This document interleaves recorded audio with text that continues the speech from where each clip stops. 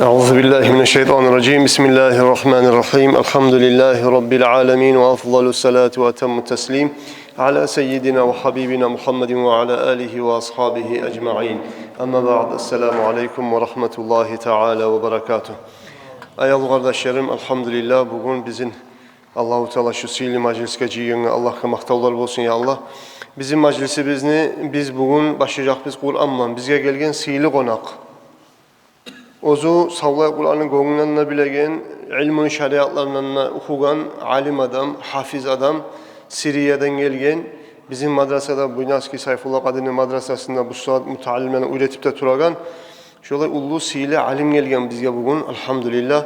Ozu Suriye'de Halep'te yaşaygen, leysa Halep. Belde? Min ayyi beled? Min Hams degen şehir var Suriye'de. Hams degen şehirden gelgen. Onunla da kop zamanlar imam olup da işlegen, idarasında işlegen ullu alim kişi. İnşallah bugün bizge Kur'an okumakla başlayacak. Resulullah sallallahu aleyhi ve sellem'in suymakla hakkında aytacak. Biz bek karavullaygan bizim alhamı bizni tuzlemek edebep çakırgan bunu. Bizim alhamı bizinde tuzlayacak inşallah. Her harfin neçik aytma gerek, neçik aytsa tuz bolar, neçik aytsa tuz bolmay, onu da anlatacak inşallah. Tefaddal meşkuran Muhammed. Euzubillahimineşşeytanirracim. Bismillahirrahmanirrahim. Kad eflehal mu'minun. Ellezîne hum fî salâtihim khâşi'ûn.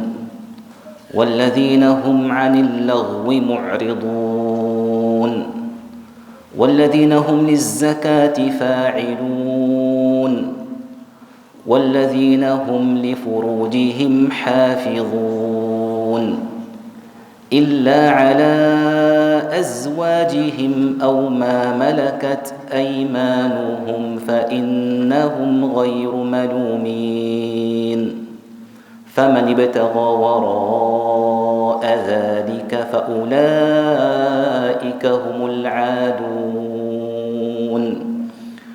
والذين هم لأماناتهم وعهدهم راعون والذين هم على صلواتهم يحافظون أولئك هم الوارثون الذين يرثون الفردوس هم فيها خالدون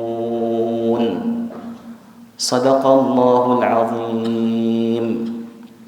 نسأل الله سبحانه وتعالى أن يجعلنا منهم الذين قال عنهم قد أفلح المؤمنون ثم ختم فقال أولئك هم الوارثون الذين يرثون الفردوس هم فيها خالدون. Müminler talaylı bolluğdu deygen, Kur'an ayatlarını okuyturdu. Neçik müminler talaylı bolağanını. Allah'a maktav olsun, Allah bizim etsin ne, şolay müminlerden özlerini Allah şu Kur'an ayatlarda maktagan, özlerini ahirinci kaytagan yeri Firdavs olacak deyip aytkan, şolardan Allah barımızın etsin ya Allah de tiley. اليوم أيها الأحبة أولا يعني السلام عليكم ورحمة الله تعالى وبركاته وأشكر الله سبحانه وتعالى وأحمده الذي أكرمني بالوقوف بين يديكم لأذكر نفسي وأذكركم بشيء من كلام الله ومن كلام رسول الله صلى الله تعالى عليه وسلم. Allah'ın salamı olsun ne sizge barınızda salam vere. Sonra ayta Allah'a maktav etemenni ozun şu sizin mi şu siz cihilvan sihirli mecliste gelmege mağa nasip bolgana başlap ozumada ve sizge de Allah'ın da peygamberin de kalamların essimizge salmaga şöyle gelgeni Allah'a maktav olsun. وخير ما يبدأ به المجلس كلام الله تعالى وقد قرأت شيئا من كلام الله ثم كلام حبيبنا رسول الله صلى الله تعالى عليه وسلم الذي سنقرأ شيئا منه الآن. Meclisini vaatta inna sihirli başlap bulagan Allah'ın kalamı değil. Biz şu Allah'ın kalamı bulan meclisi bizni başladık değil. Hali Allah buyursa Resulullah sallallahu aleyhi ve sellem'in sihirli kalamlarından bize hani eskide değil.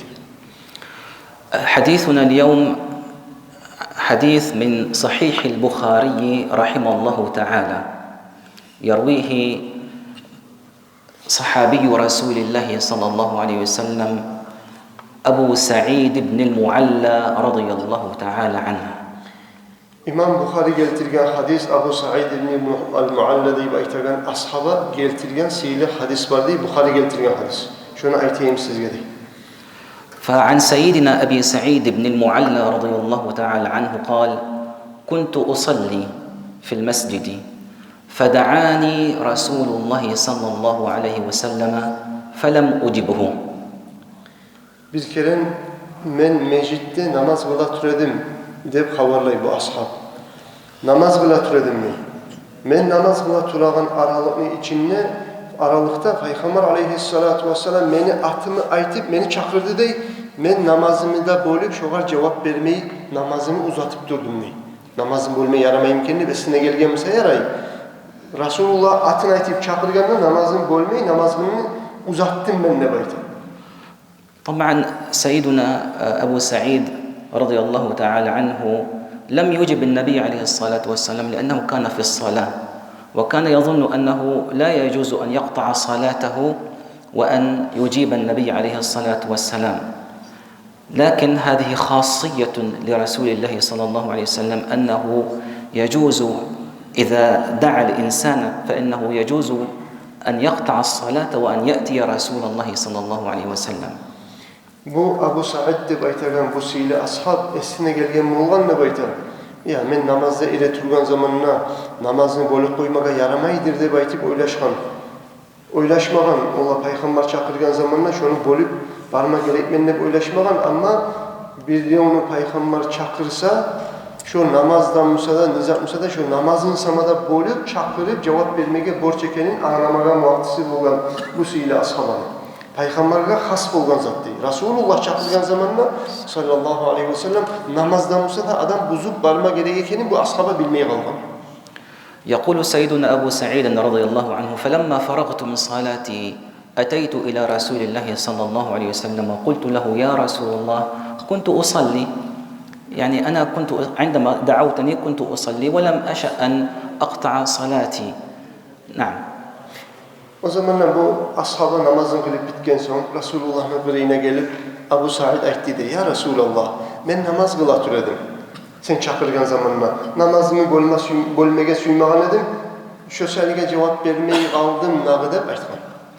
فقال له النبي عليه الصلاة والسلام: ألم يقل الله سبحانه وتعالى: يا أيها الذين آمنوا استجيبوا لله وللرسول إذا دعاكم لما يحييكم.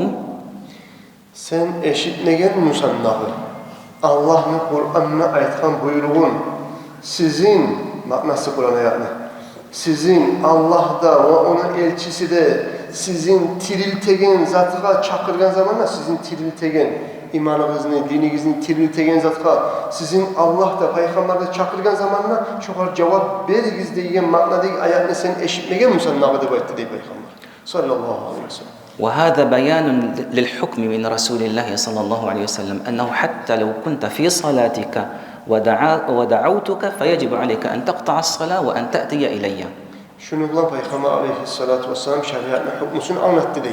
Ne çakı sen namazdan musanna sen çakırılsan Peygamber aleyhissalatu vesselam bile onu çakırıp koysa şu namazından bölüp barmağa borç ekenin şu zattan şu işban Peygamber Kur'an'ı ayetini okumaktan anlattı demektir. ثم قال له النبي عليه الصلاة والسلام: ألا أعلمك أعظم سورة في القرآن قبل أن تخرج من المسجد. O zaman o var Peygamber aleyhissalatu vesselam etti. Şuyemsen men sana öğreteyim. Kur'an'daki labda sihirli suratını öğreteyim sana. Sen meclisten çıkan çağa sen şuyemsen ne baytkan. قال سيدنا أبو سعيد رضي الله عنه: فأخذ بيدي رسول الله صلى الله تعالى عليه وسلم. نرجو من الله عز وجل أن يأخذ بيدنا يوم القيامة إلى الجنة إن شاء الله تعالى. فأخذ بيدي رسول الله صلى الله عليه وسلم، فلما أردنا أن نخرج من المسجد قلت له: يا رسول الله قلت أنك ستعلمني أعظم سورة في القرآن نعم. O zamanlar Resulullah sallallahu aleyhi ve sellem beni kolumda tutup meclisten çıkmalı oldu diye.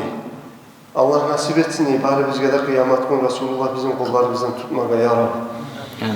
Kıyamet günü Peygamber aleyhissalatü vesselam beni kolumu tutup meclisin içinden yürüdük diye çıkmağa bağlı. Çıkmağa az zaman kalıp durağında eşiğine yetişken zamanla ben ayttim ne ya Resulallah sen bana aytkan edin ki meclisten çıkınca ben sana Kur'an'ın içindeki latta sihirli suratını üretip yapmanı baydım. Üretmekiyi kalaktıran mı sen neygen zaten esine salması yiyip sorarım.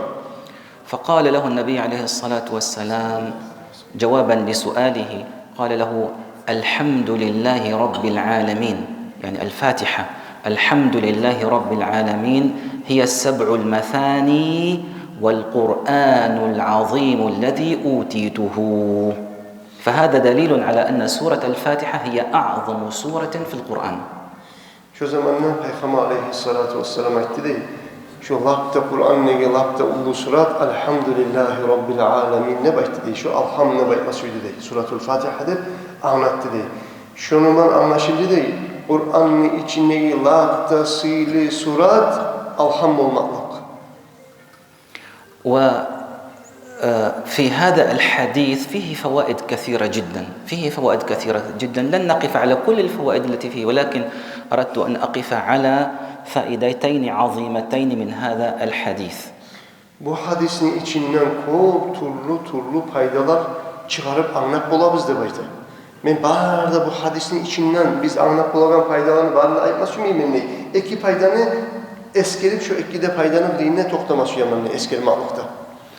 الفائدة الأولى هي الآية التي ذكرت في هذا الحديث من سورة الأنفال يا أيها الذين آمنوا استجيبوا لله وللرسول إذا دعاكم لما يحييكم. Bu saat Kur'an ayetinde okup aytti. Birinci faydası değil. Şu Peygamber aleyhissalatü vesselam o var aytağınna Kur'an ayetinde okup sizin Allah da Peygamber'le sizin çakırgan zamanla sizin tiriltegen zatka siz şoğar cevap beriniz de aytkan şu surat degi şu ayet Suratul Anfal deb var Kur'an'da. Şu Anfal deb aytağın surattan gelgen ayet dey bu. Bu birinci faydası. Hani onu anlatacağım. Ne gel o bir fayda kendi. ومعنى هذه الآية معنى هذه الآية أن على المسلم أن يسرع بالاستجابة لأوامر الله سبحانه وتعالى ولأوامر رسول الله صلى الله تعالى عليه وسلم عندما يدعوه النبي وعندما يدعوه الله تعالى لما يحييه. وكلمة لما يحييكم يعني يحييكم حياة طيبة في الدنيا ويحييكم حياة طيبة في الآخرة ويحيي قلوبكم في الدنيا وفي الآخرة. Bu ayetten biz anlayan birinci mana değil, fayda değil. Bu ayet bizim çakıra değil, Allah da, Peygamber da bizzat buyurup, bizzat çakırgan zamanla Müslümanlar şu işe bakıp algasamağa gerek değil. Olay işe insanı tiriltegen, yaxşı yaşa olan yaşatağın dünyasında da, ahiretinde de ve yüreğine de geltiregen ulu faydalar dünyasında da, ahiretinde de, imanında da. وهذا إيماننا أيها الأحبة الكرام أوامر الله تعالى وأوامر رسول الله صلى الله عليه وسلم أوامر النبي عليه الصلاة والسلام إحياء لقلوبنا حياة لنا حياة طيبة. النبي عليه الصلاة والسلام لا يأمر إلا بخير ولا ينهى إلا عن شر. Peygamber aleyhissalatu vesselam bizim özlege çakırgan çakızatlar, o buyruklar bizim dünyada da, ahiretimizde de bizge yaxşılıklar tügülese geltirmeyi, dünya bizinde, ahireti bizinde onarılmakla tügülese geltirilmeyi, şundan ayrı zatka Resulullah bizim çakırmadan. Şu çakırgan çakızatlar, beri de bizim dünya ahireti bizge ulu yaxşılıklardan çakırış olarak çakırgan bizim Resulullah derlerdi.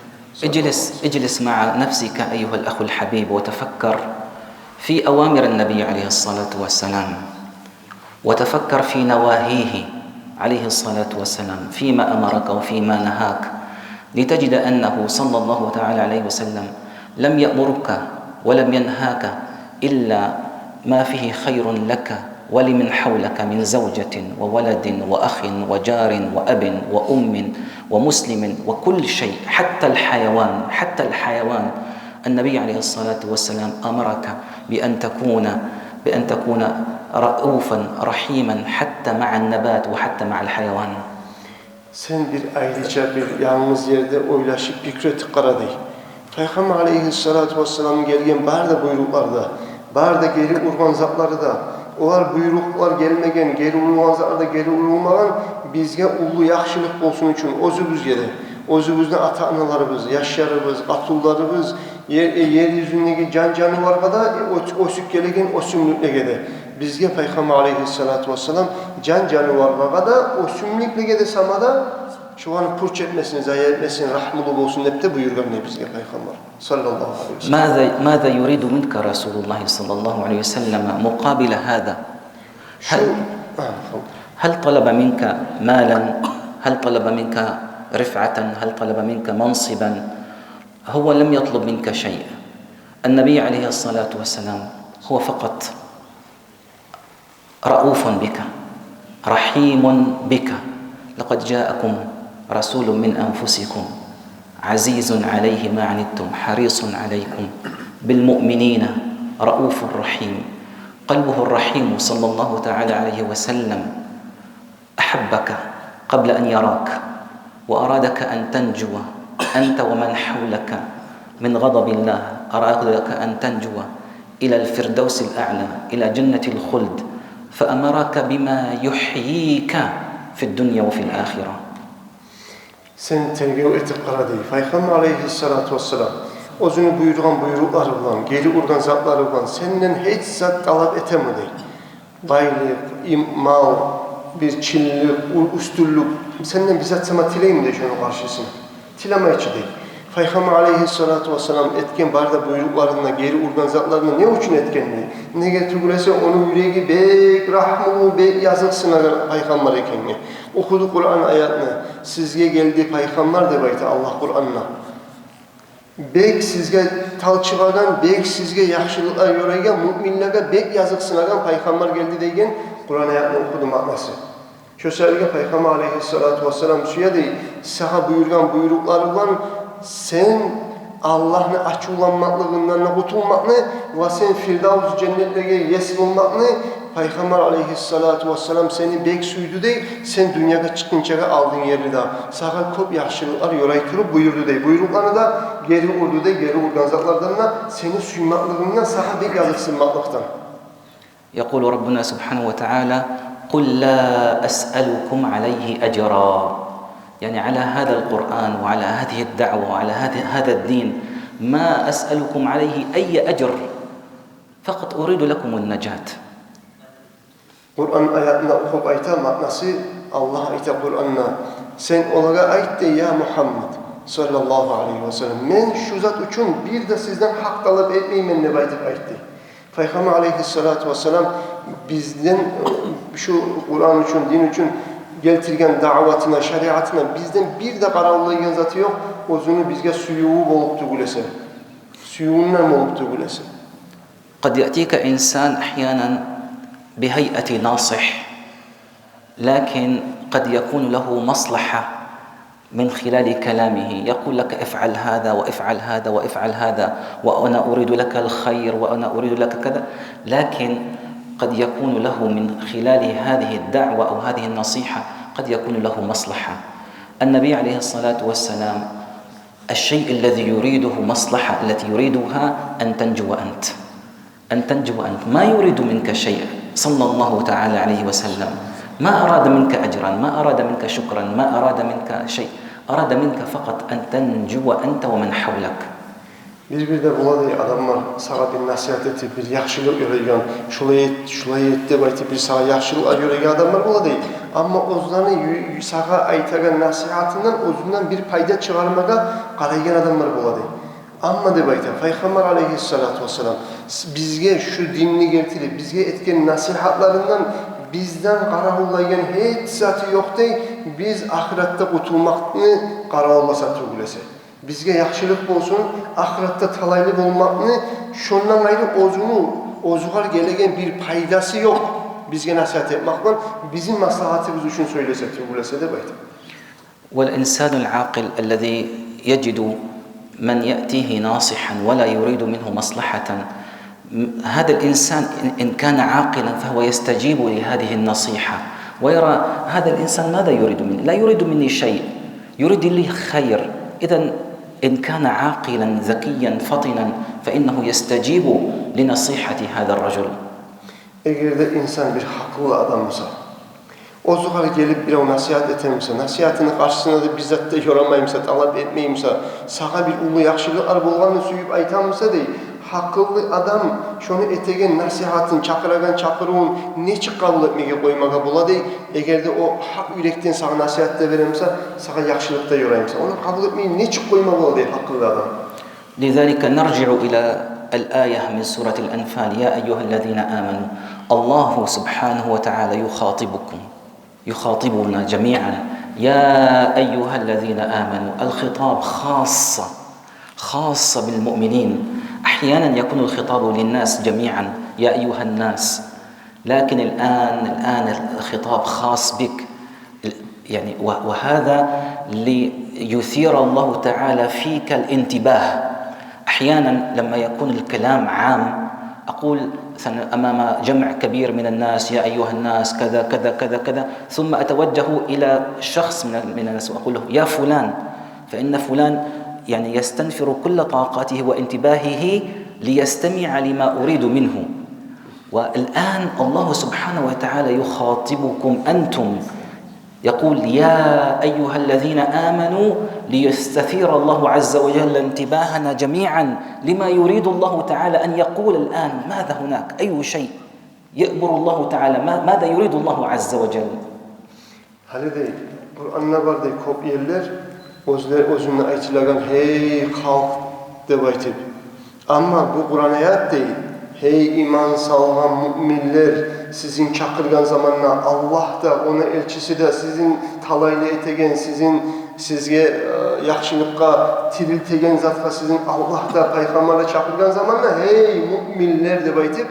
Şu bir müminler de baytib, ne gel hasetip aytti de baytib. Ne gel müminler de baytti değil. Ne getir mesela ben bir halkın aldığına çıkıp nasihat etemsem, nasihat ettiğini aytamam, hey halk, hey insanlar deyip söyleyip durarlar aralık içinde. Son bir onu, hey falan adam deyip aytsam, şu atını aytkan adam bir aylıca bana ne aytma şu ekenini estavup, ayığı deyip bir özüne ahamiyetin baktıra deyip. Şu söyleyip Allah-u Teala değil. Bu Kur'an ayetinde hey insanlar deyip aytıp koymadan, hey müminler degen. Ne gel? Müminler şu kadar aylıca, İnsanların arasında müminler hasçıda. Bazı kalp müminler tugul. Bazı kalp iman salınan ahıllardan tugul. Şu sayı Allah-u Teala bu Kur'an ayetinde hey müminler de baytip müminler hasetti değil, müminler estafsın. Ozulaga bakkan söz ekenine. كم معنا وقت؟ نصف ساعة. نصف ساعة جيد. يعني لذلك الله عز وجل لما يقول يا أيها الذين آمنوا استجيبوا. انظر الآن إلى الأمر. يا أيها الذين آمنوا استجيبوا لله وللرسول. لله وللرسول. الواو حرف عطف. الواو حرف عطف لا تفيد الترتيب. لا تفيد الترتيب. فالاستجابة لله والاستجابة للرسول يعني بمقام واحد. بمقام واحد. استجابتك لله واستجابتك للرسول بمقام واحد. لم يقل استجيبوا لله ثم للرسول. استجيبوا لله وللرسول إذا دعاكم لما يحييكم. Sonra siz tergib etigizde bu Kur'an ayetine, bu Kur'an ayette Allah-u Teala hey iman salgan müminler de aytkandan soň buyruk gelgen istacibu, siz cevap berigiz. Siz cevap berigiz de buyruk gelgen. Lillahi ve lirrasuli. Allah'a da ve onu elçisine de. Allah'a cevap vermekte, Peygamber'e cevap vermekte bir derecede eskergen.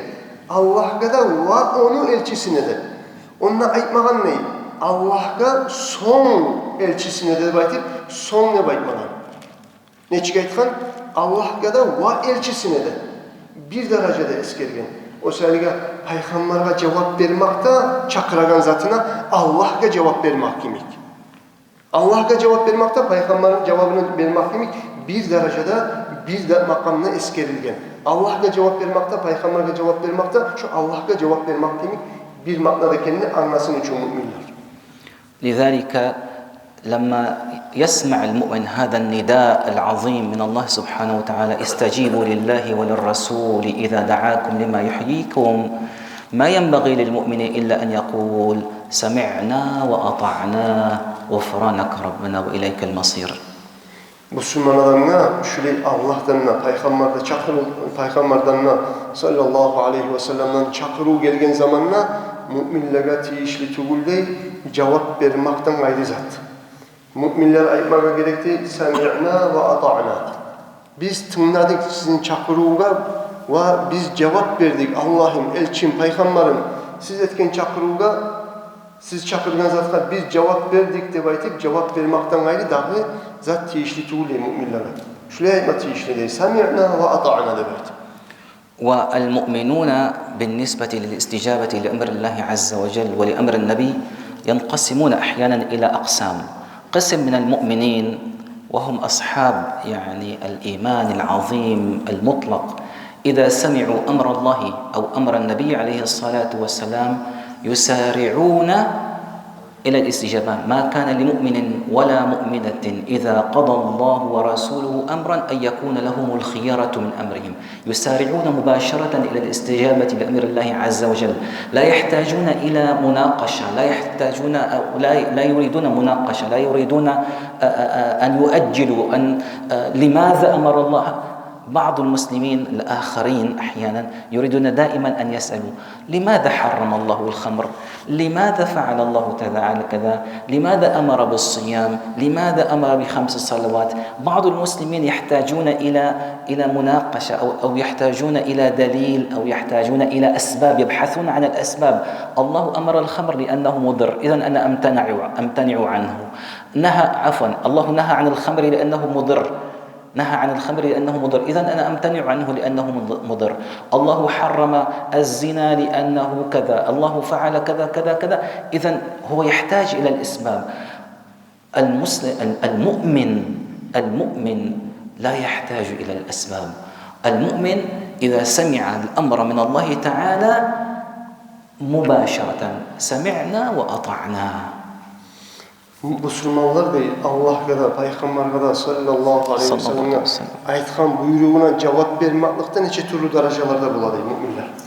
Birilerine bizzatlı tarif olmaydı. Allah da, Peygamber de bizzat ne buyurduğumsa ne sayalığadır, ne bahanadırdan, ne gel olay ettiken, ne gel içkini haram etti, ne gel namazını 5 namaz etken, ne gel olanı borç etken, ne gel zinanı haram etken, ne sebepten etken eken, şu sebebimi bilemsem yaxşı iyi deb aytıp sebeplerini aktarmaydı. Allah'tan buyruk geldi mi? Bir zatga qaramay Allah'ın buyruğuna da, Peygamberin buyruğuna da, çakırığına tezlikle cevap veredi. Müminler o imanı kamil bolgan. Ama bir tayfalar başlaydı sorular vermeye. İçkini nege haram etken? İçki zararlı. Zararlı mısa men şunu sağlanırım ne baytip. Her bir işe bir dalil izleydi, sebep izleydi. Ne sebepten eteyim, ne sebepten koyma gerekeni aktarma başlaydı. Türlü derecelarda buladı müminler de ama lafziyelileri bizden de aktarmayı aytti mı Allah'ta Peygamber'de şu an cevap verip muti'ib olaganları lafziyelileri de böyle. أنا كنت في سوريا معلما في مدارس الحكومة وكان كثيرا من المتعلمين يسألونني مثل هذه الأسئلة. لماذا حرم الله الخمر؟ لماذا حرم الله اختلاط الرجال بالنساء؟ لماذا حرم الله الزنا؟ لماذا أمر الله بكذا وكذا؟ كثير من هذه الأسئلة كانت تأتيني من الشباب وأنا ما كنت أبحث لهم عن أسباب. ما أقول والله الخمر أثبتت الطب أن الخمر يعني تؤدي إلى أمراض في القلب وفي الدم وكذا وكذا وكذا. أنا ما كنت أبحث لهم أبدا عن مثل هذه الأسباب. كنت دائما أستثير فيهم صفة الإيمان. أقول له ألست مؤمن بالله؟ يقول نعم. ألست مؤمن برسول الله؟ يقول نعم. قلت هل النبي عليه الصلاة والسلام في نظرك صادق أم كاذب؟ يقول صادق. الله صادق أم كاذب؟ صادق مطلقا. إذن استجب لله، استجب لرسول الله. Men hukumat madrasalarına, üniversitelerine ders beregen kuyum, baragan kuyum bola dedi. Cahillerden yolukkan zamanla mağa soruyu dedi cahiller. Ya ne sayalı Allah içkine haram etken, ne sayalı Allah falan zat etken, tügen zat etken, ne sebepten etkenini kop soru olur geleydi cahillerden. Men şolaga bir zamanla da cevap vermeyedim ne bayta. Ola içkini haram etken, ne getiriyorsa doktorlar, medisina falan zararları var, yürekki falan zatka zararlı var, şöyle haram etken ne bayta. Bahanaların bir zamanla da aytmeyedim ne. Men ola gayet edim ne. Sen Allah'a inanamsın. O ayet dedi inanamam. Peygamber'e inanamsın. Sallallahu aleyhi ve sellem inanamam. Sen bilemsen Allah ayeti hakkını ayteganını bilemen. Peygamber aleyhissalatu vesselam sözü hak ekene inanamsın. İnanamam. Bilemen. Şu sayıga Allah'ta Peygamber'de çakırgan zamanla bize buyurganına sen şu hal mut'ib oldu. Baytip şolay cevap veredim. اليوم كذلك في المدرسة سألني واحد من المتعلمين عن مسألة من مسائل العقيدة، يعني المسائل التي هي فكرية، التي تتكلم عن يعني كيفية مثلا إثبات وحدانية الله ووجود الله وذات الله. هذه الأشياء التي يتكلم عنها المتكلمون أهل العقيدة. سألني عنها أحد المتعلمين اليوم وأنا ما أجبته بجواب، وقلت له نعم، عندما كنت شابا قرأت العقيدة، كتب العقيدة قرأتها وأحببتها لأن فيها مناقشة وفيها جدال وفيها كذا، وهذا الشباب يحبون هذه الأشياء. قلت له لكن عندما ابيضت لحيتي وجدت أنني لا أحتاج كل ذلك. وجدت أنني أؤمن بالله كما أخبر عن نفسه وكما أخبر عنه رسول الله صلى الله عليه وسلم. أؤمن بوحدانية الله كما أخبر عنه. قل هو الله أحد الله الصمد لم يلد ولم يولد. ما أحتاج إلى أدلة من ذلك، أكثر من ذلك. لا أحتاج إلى أدلة على إثبات وحدانية الله. وحدانية الله دليله قل هو الله أحد. انتهى. لا يوجد الشريك لله عز وجل، لم يلد ولم يولد. انتهى عند كل شيء. أنا ما أحتاج إلى هذه الأدلة العقلية التي تتكلمون عنها، ما أحتاج إليها، لأن الله عز وجل أخبر عن نفسه كذا في القرآن، فأنا أؤمن كما أخبر الله تعالى. Her iki zamanlarda da bugünlerde de madraseli mutallimlerin birisi soraydı imama. Yürekte iman masallarından Allah'ın birliğine, Allah varlığına, birliğine ne dalil var, ne zattan toktaştırıp bola Allah varlığın deb aytip, şu masallarını hakkından bir yaş soraydı deb aytip. Men şoğar ayttim, men ayttim şoğar. Men cahil zamanla, yaş zamanında, okuygan zamanla. Men şu masalalarını, çeçegen kitaplarını bek süyedim deb aytip. Şu neçik cahiller suya çile erişmeye, aytmaga, olay, bulay, Allah olay, Allah bir, Allah hak, olay tugul, Allah bizatka oşamay deb aytan şu masallarını bek süyedim. Ama menin sakalıma ak tük girgen zamanla men şu kitaplarını koydum ne. Şolaga men hacatli tugul ekenimi anladım ne. Nege tugulese Allah Kur'an'na aytkan ne. Kul huvallahu ahad. Sen bir Allah bir ekenni. Allahu samad. Allah hiç zatka harli tugul ve bizzatka Allah'ta harli tugul. Barda zat Allah'ka harli. Lem yelid ve lem yulad. Allah hiç zatı yaratmagan, ozunu yaratkanla yok. وَلَمْ يَكُنْ لَهُ كُفُوًا أَحَدٍ. Hiçbir zamanda da Allah'a tenglik etegenine olmaz. Şu kul huvallahu ahad tamamlık etedi Allah'ın varlığına, birliğine toktaştırmalar. Şundan artık şu kitapları ben koydum orada. وهذا ما يجب عليه أن يكون كما أعتقد أنا. المسائل أو الأسباب التي أمر الله تعالى بها بتحريم الخمر أو تحريم يعني الزنا، وبأمر الزكاة والأمر بالصلاة والصيام، هذه نحتاجها لنناقش غير المسلمين. أما الإنسان المؤمن هو لا يحتاج إلى هذه الأسباب، هو يقف فقط على كلام الله. الله تعالى يقول نعم كتب عليكم الصيام سمعا وطاعة، يا أيها الذين آمنوا أقيموا الصلاة وآتوا الزكاة سمعا وطاعة، يا أيها الذين آمنوا كذا وكذا حرم عليكم يعني إنما الخمر والميسر والأنصاب والأزلام رجس من عمل الشيطان فاجتنبوه لعلكم تفلحون. سمعا وطاعة. المؤمن لا يحتاج إلى أسباب. المؤمن يسمع كلام الله، يسمع كلام الله، يسمع كلام رسول الله ويقول سمعا وطاعة. هذا هو حال المؤمن. أما الأسباب فليناقشها الذين هم عندهم ضعف في الإيمان أو الذين هم ليسوا بمسلمين، نناقش بها غير المسلمين.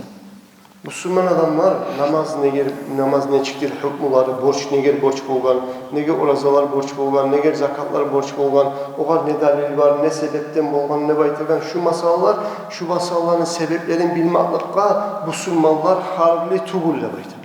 Müslüman adam şu an sebeplerini izlemeye harli tugulle.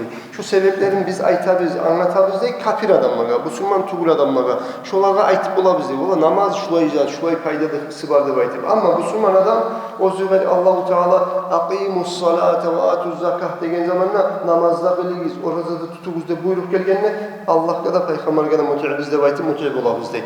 Bizge Allah buyurgan zamanla zakatı gizin çıkarabız değil, çıkarabız değil. Kutibe aleykumus siyam, sizge borç oldu oraza degenle Allah kadar peygamber kadar mut'i manne baytı. Allah-u Teala'nın gelgen buyruğuna Müslüman adam şu sebeplerin izlemaklıkka harli yeri yok değil. Buyruk geldim değil, şunu ben kabul ettim.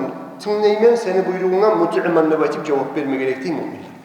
هذه هي الفائدة الأولى التي تكلمت عنها من حديث رسول الله صلى الله عليه وسلم. يا أيها الذين آمنوا، تكلم عن هذه الآية من سورة الأنفال. استجيبوا لله وللرسول إذا دعاكم لما يحييكم. ننتقل الآن إلى الفائدة الثانية وهي الكلام عن سورة الفاتحة. Şu biz aytkan çakızat şu birinci paydada da bayta. Ben hadisten ayttim ki de sizge iki paydana aytayımlar. Birinci payda Allah da peygamber de bizzatını buyurgan zamanla cevap veririz. Sizin tiril tegen zatka cevap veririz. Şu cevap veririz degen sözden biz şu hadisten anlamak şögen makna şu birinci paydasını anlattım sizge de bayta. Hani şu hadisin içinde ikinci payda da bayta. Lab ullu Kur'an'daki lab suyili surat nizat de baytkan.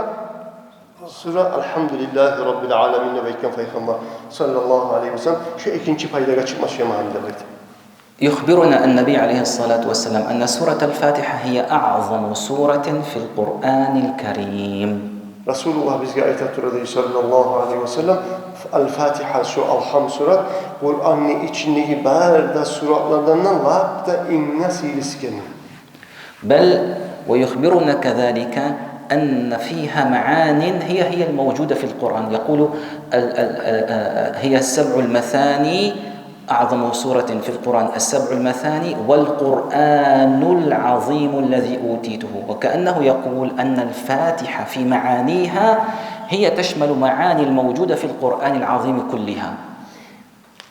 Peygamber aleyhissalatu vesselam Allah'ın sıfatlayan zamanla Peygamber ayetkan sallallahu aleyhi ve sellem El-Fatiha sab'ul masani.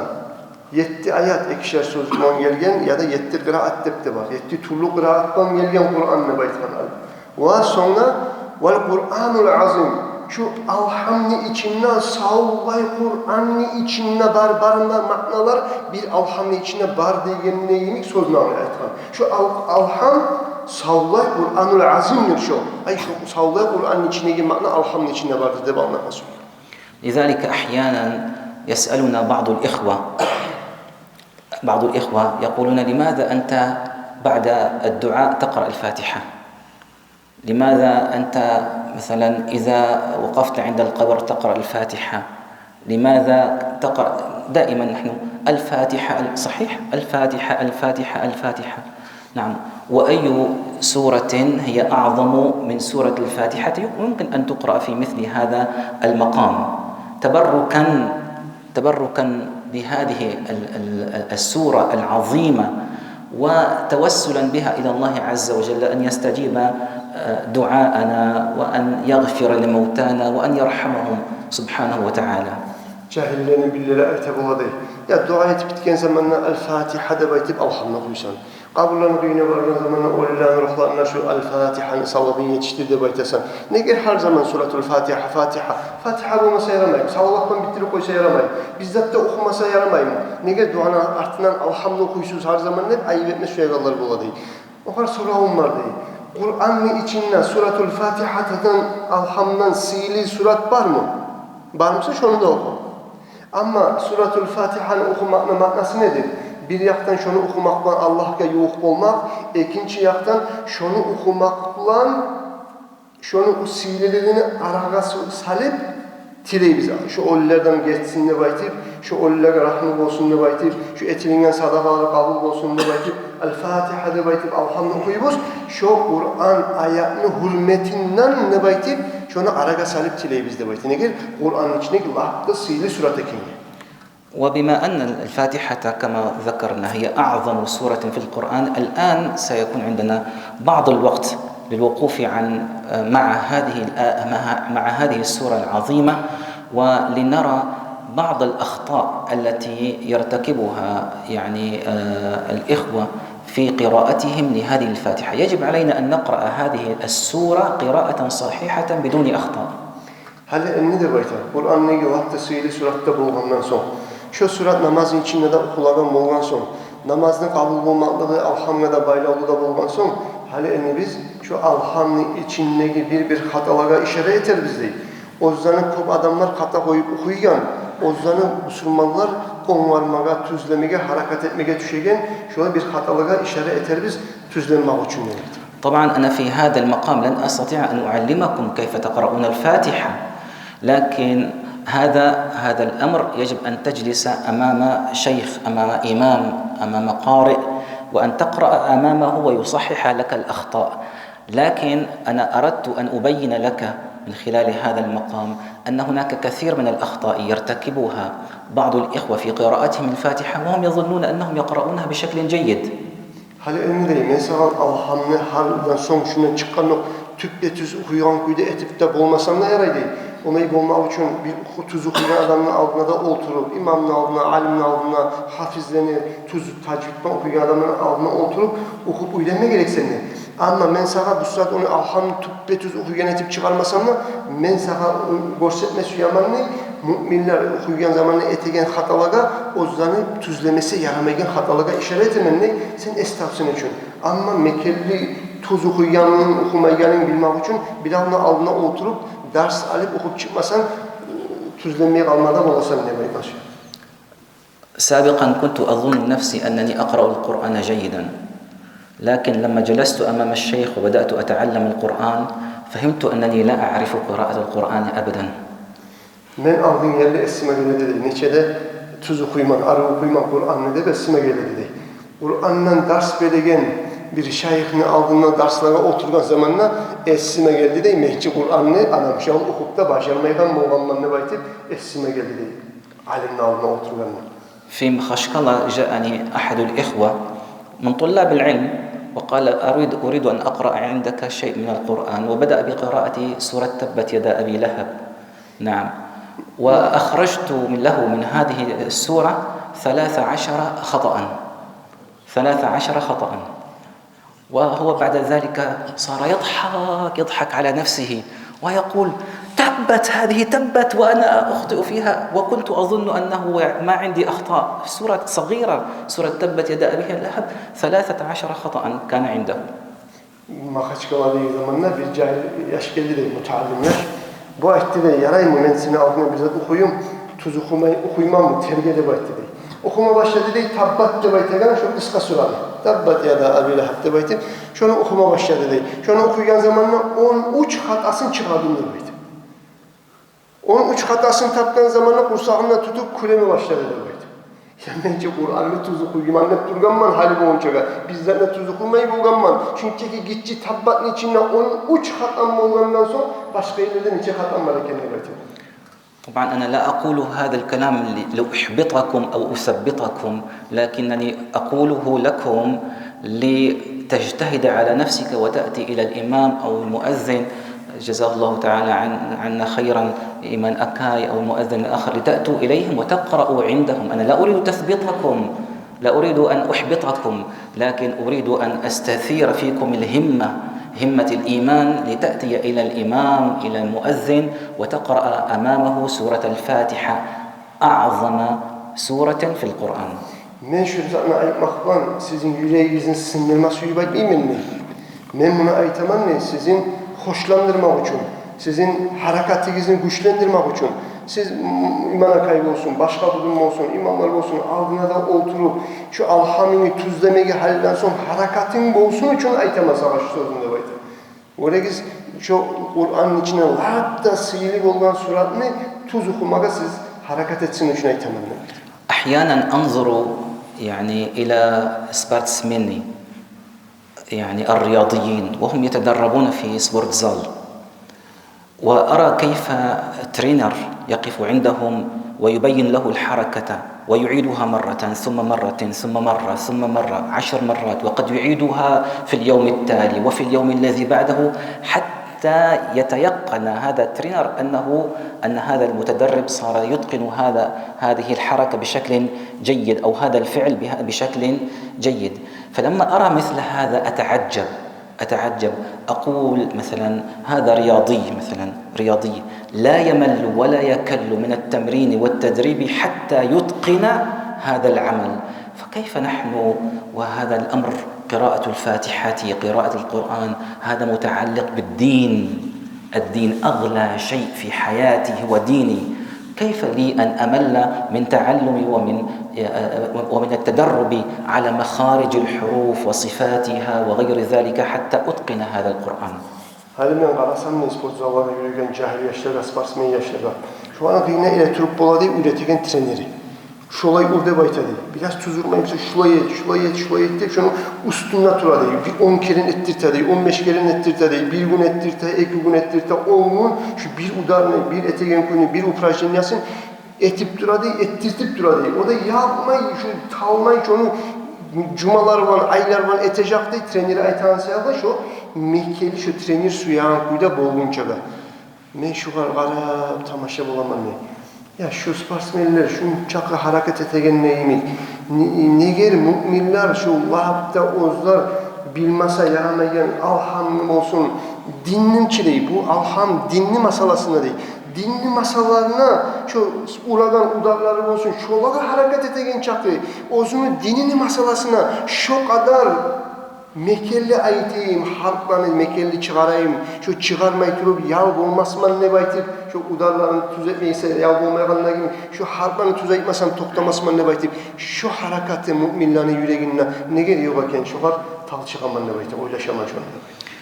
واحد من الطلاب عندنا كذلك في المدرسة كان يذهب إلى سبورتزال يعني وفي سبورتزال كسرت يده وغاب عن الدروس طبعا وذهب إلى المستشفى وإلى بيتر وهنا يعني زمن طويل وحتى الآن يده لا تتحرك بشكل جيد. سألته مرة قلت له عندما تشفى هل سترجع إلى سبورتزال؟ قال نعم سأرجع إلى سبورتزال.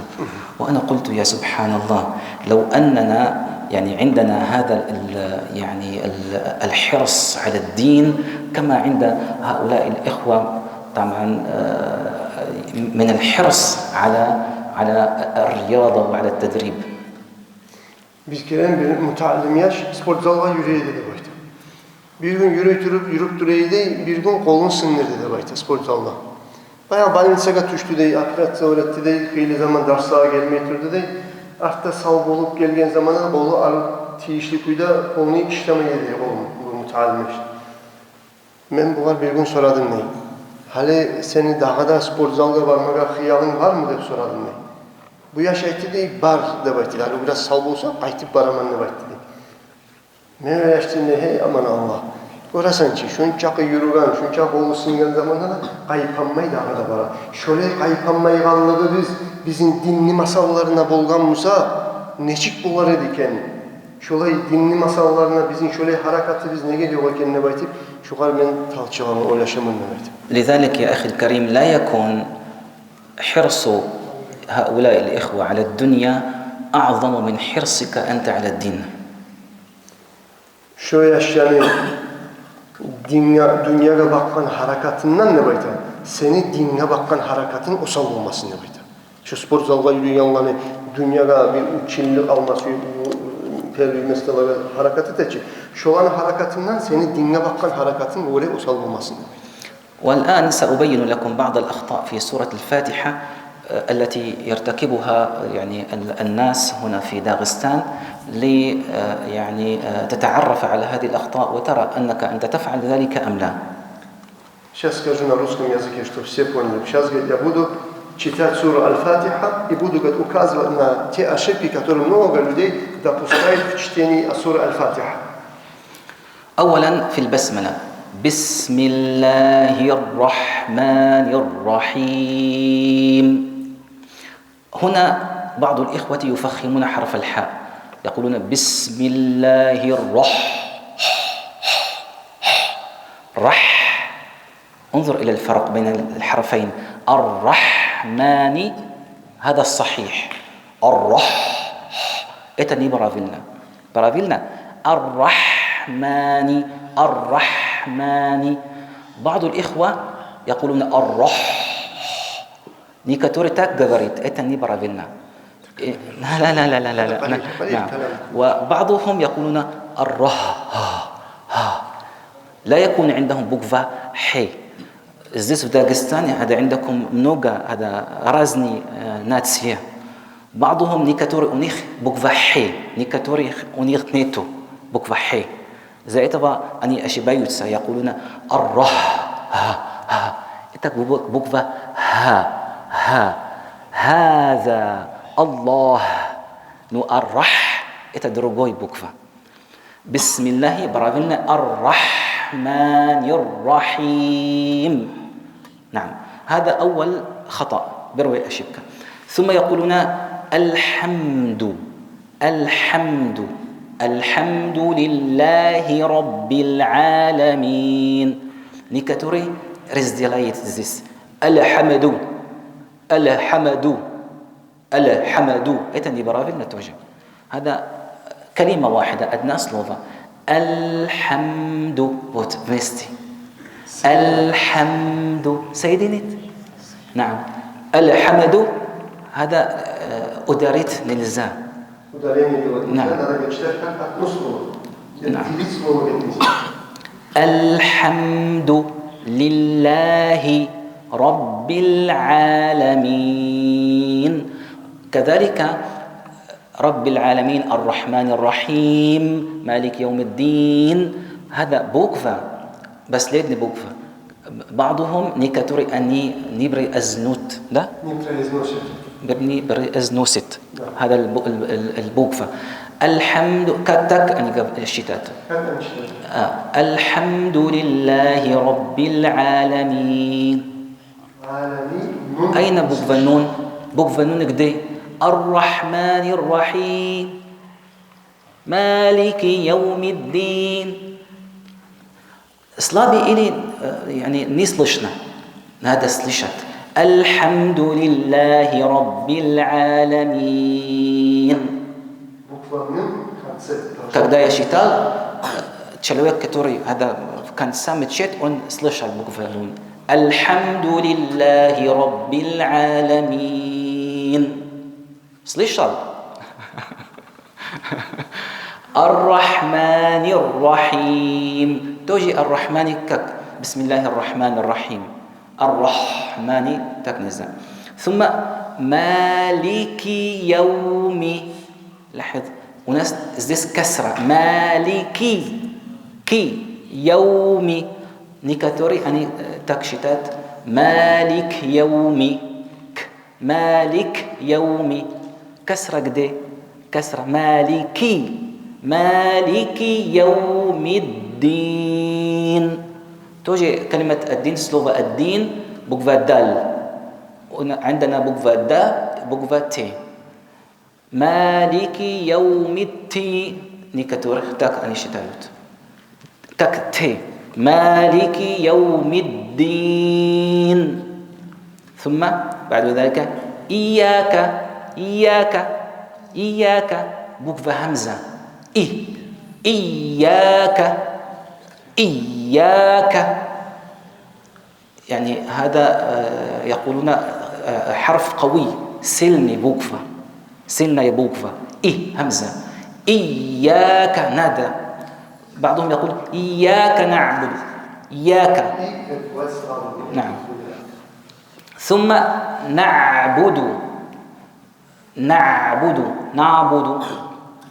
نعبد تكشتايوت توجي، هذا ليس صحيحا. نعبد، إياك نعبد، نعبد إياك نعبد وإياك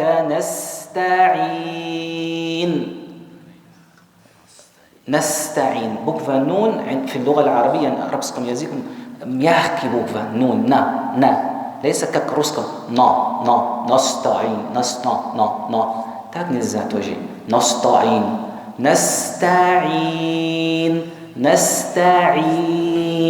نعم. توجي اهدنا. بعضهم وخاصة أنا بعض مثلا الذين كموك يقرؤون اهدنا.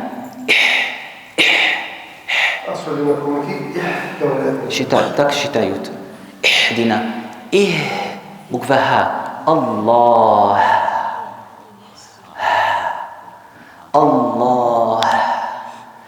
اهدنا هذا مجد حائها. اهدنا الصراط المستقيم. اهدنا الصراط تفيوردي بوكفا المستقيم. نعم.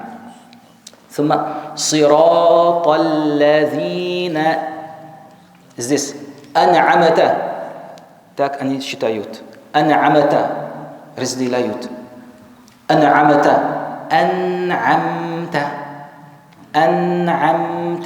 صراط الذين أنعمت عليهم. توجي عليهم هم هذا بوكفا نلزا وداريت زديس هم عليهم غير المغضوب. توجي عند بوكفا غين ديكاتوري أني ديلايوت قلقلة وداريني غير المغضوب تاكن نلزا مغضوب غير مغضوب في ميستي. وبوكفا ضاد ديكاتور شتايت هذا ليس بوكفا ضاد هذا يزيك نادى درجات مغضو كك بوكفا دا مياخكي دا مياخكي بوكفا ضا تاك مغضوبي هذا شت يعني هذا يعني لأنه ليختشي هذا بوكفا ضاد يقولون هذا يعني هو حرف خاص باللغة العربية. بوكفا ضاد مسواي بوكفا أصوب النجد على يزكى بوكفا ضاد. لذلك يقولون اللغة العربية لغة الضاد. فايتم الجوالات ده جشت بوكفا عربسكي يزيد بوكفا ضاد لأنه لا يوجد هذا الحرف إلا في اللغة العربية هكذا يقولون. نعم. وهو يعني سما يسلوجنا يا بوكفا الظا ضا غير المغضوب عليهم توجي ولد ضا.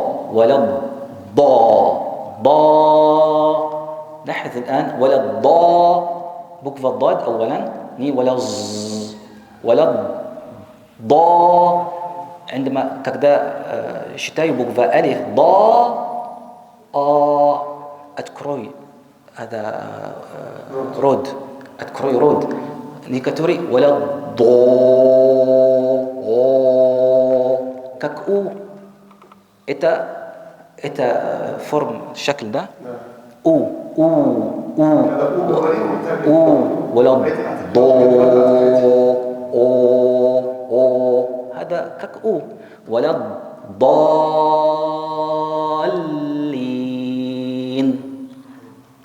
هذه يعني باختصار بعض الأخطاء التي يرتكبها الإخوة أثناء قراءة سورة الفاتحة. وأنا بينتها لكم يعني لأحثك الآن، أنت مسلم، أنت مؤمن، أنت مصلي، أنت تقرأ القرآن، أنت تحب أن تتقرب إلى الله عز وجل، أنت تحب الله، أنت تحب رسول الله، أنت تريد أن تكون في الجنة مع يعني الكرام البررة في أعلى عليين. بينتها لكم لأحثك الآن وأحرك فيك الحب لتتعلم كيف تقرأ القرآن كما كان يقرأه رسول الله صلى الله عليه وسلم. Я, этим самым хотел тебя побудить, чтобы ты приблизился к Аллаху, чтобы ты, улучшил свое чтение, чтобы быть вместе с приближенными к Аллаху в раю, чтобы ты научился читать Коран так, как его читал посланник Аллаха, саллаллаху алейхи вассалям, чтобы было у тебя стремление к этому, побуждение и старание. Вот этому я хотел бы тебя побудить этими своими указками на некоторые ошибки, которые люди допускают в чтении суры Аль-Фатиха. لا تقل هذا صعب، أنت قادر على ذلك بإذن الله عز وجل. ضربت لك مثال سبورتسمين كيف يفعلون. أنت لست أقل منهم حرصا على دينك من حرصهم على الرياضة. Ты, ни в коем случае не говоришь, что это сложно, что это трудно. Я тебе только что недавно привел пример спортсменов, которые днем и ночью один и тот же прием делают по 100, по 200 раз, чтобы ты, говорит, к своей религии, будь подобен им, своим, как они усердствуют в своих упражнениях, каких-то формах ударов и так далее, ты, говорит, будь больше старательным к своей религии, чем спортсмены. الدين لم ينزل للعرب فقط. Религия не отправлена только лишь для арабов. القرآن لم ينزل فقط على العرب. И Коран не был исполнен только лишь к арабам. الله تعالى يعلم أنك ستدخل في الإسلام. Аллах знал, что ты будешь в исламе. وأرسل إليك القرآن. Аллах к тебе отправил Коран. إذن الله أرسل القرآن لك، فيجب عليك الآن أن تتعلم كيف تقرأ القرآن. لا تقل أنا لست عربي، الله يعلم أنك لست عربي. И ты, говорит, старайся Коран читать правильно и не говори, что ты не араб. Аллах, знал, что ты не араб. Но к тебе, говорит, Аллах не спасал Коран, ты, говорит, старайся, стремись правильно обучаться по чтению Корана. لكن تعلمك للقرآن سيكون فيه مشقة أكثر من العرب، والله يعلم ذلك، والله عز وجل سيثيبك مرتين. И Аллах знает, что тебе обучаться Корану будет вдвойне сложнее, чем арабам. Аллах это тоже знает. И твое воздаяние в твоем усердии правильно читать Коран будет двукратно больше воздаяния, чем арабам. Потому что тебе намного сложнее. لذلك يقول عليه الصلاة والسلام: الذي يقرأ القرآن وهو يتعتع به فله أجران. И тот, кто, говорит, обучается Корану и спотыкается, ему трудно это дается, ему, говорит, два воздаяния. Сказал, говорит, двойное воздаяние. والذي يقرأ القرآن وهو ماهر به مع الكرام السفرات يعني في أعلى عليين في الجنة.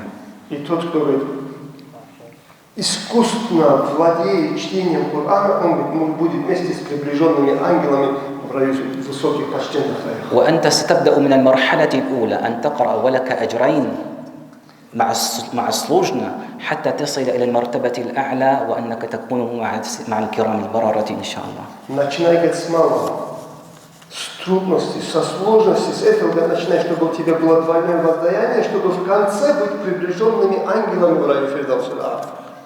أسأل الله سبحانه وتعالى التوفيق لي ولكم. نرجو من الله عز وجل أن يقبل مجلسنا هذا، والحمد لله رب العالمين.